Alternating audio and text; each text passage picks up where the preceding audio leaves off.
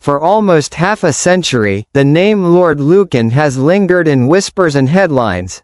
A story that began with blood in a dark London basement and spiraled into one of the most enduring mysteries of modern crime. And even now, with shocking new revelations rising to the surface, the truth is far darker than the legend ever suggested, because Richard John Bingham, the 7th Earl of Lucan, was not simply a dashing aristocrat who vanished into the night like some tragic hero, but a deeply troubled man whose descent into financial ruin, paranoia, and violence culminated in a crime so brutal it shattered the fragile illusions of Britain's upper crust.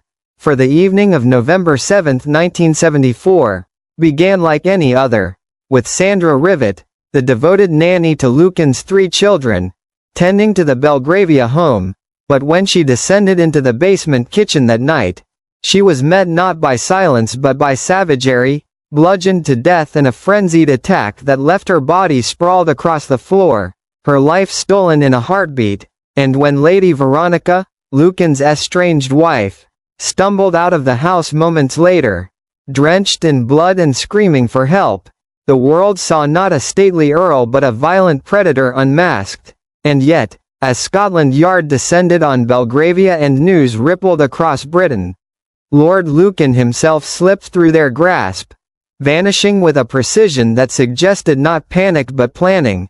And from that moment the myth was born, a myth of an aristocrat too clever, too connected, too privileged to be caught. But behind the myth lay chaos, because investigators quickly discovered a man drowning in gambling debts, locked in a bitter custody battle, and teetering on the edge of psychological collapse. And yet, despite this mountain of motive and the damning testimony of his bleeding wife, Lucan was nowhere to be found, his Ford Corsair abandoned in Newhaven, smeared with blood and containing a length of lead piping that matched the murder weapon.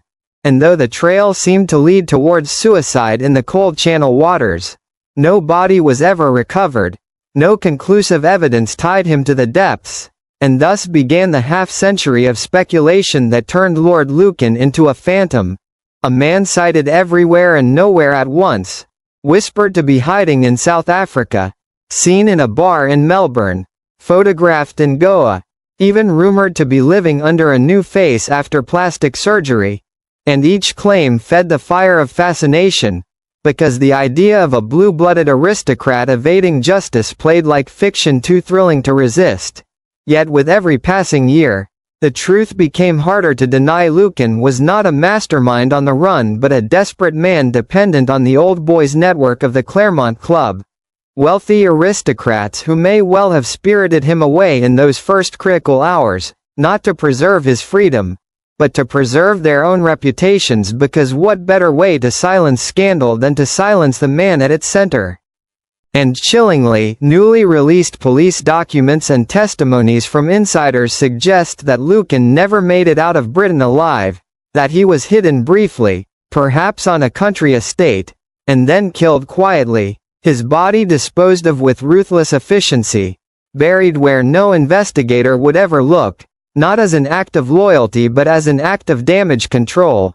And this revelation reframes the entire saga. For while the tabloids spun tales of Lucan sipping cocktails on Brazilian beaches, the reality is far grimmer, that he was a liability eliminated by the very class he thought would protect him. And what remains most haunting is the devastation he left behind, because while the world romanticized the legend, Lady Veronica lived with trauma so deep it scarred her life until her death. The Rivett family endured decades of grief without justice, and Lucan's children grew under the shadow of their father's disgrace, torn between love for the man and horror at his legacy. And so, when in 2016, the courts officially declared him dead, it was not closure but an administrative whisper against the roaring silence of truth, because if the latest evidence is right, then Lucan did not cheat justice by living free, he was robbed of even that illusion, erased not by law but by the same cold privilege that once elevated him. And that, dear viewers of Hollywood Vault 8 AM, is the devastating twist that shatters the fantasy. Lord Lucan's mystery isn't the story of a glamorous escape but the story of corruption, betrayal, and a body buried in secrecy, a chilling reminder that power can obscure reality for decades, but not forever. And now, as the truth surfaces, we are left to confront not the romance of an outlaw earl, but the darkness of a man destroyed by his own violence and discarded like a dangerous secret by those he trusted most. And the question that still lingers like fog over London streets is this: was justice ever truly served, or is Sandra Rivett's ghost still waiting for the day her killer's fate is fully, finally, undeniably revealed?